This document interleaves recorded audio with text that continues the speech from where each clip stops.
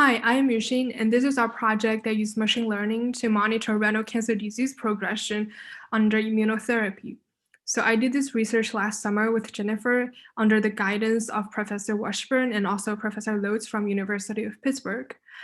The motivation of this project is that the cancer immunotherapy is not efficient for every patient, and the patients still have to undergo the side effects, although the therapy may not work for them. So we want to understand the correlation between the immune repertoire of the patients and the final results of the therapy. So our data set is from UPMC, including 30 renal cancer patients in total.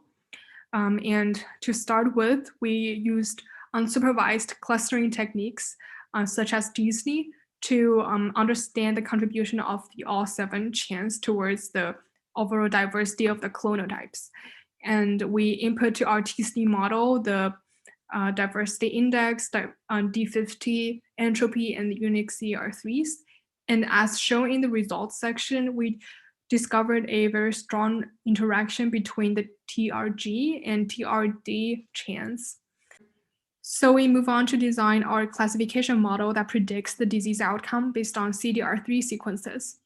So since our data set is somewhat small, so we try to generate more features to enrich our data set.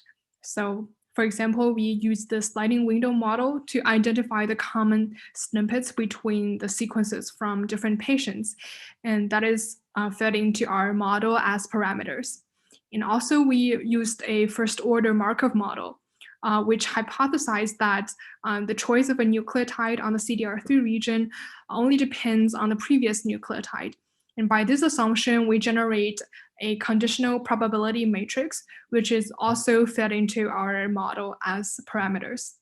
So before we do the classification, we also employ some resampling techniques because our data set is imbalanced. We have very few complete responders. So we did the resampling to ensure our result is not biased. So far, we have pretty good accuracy rate on our data set.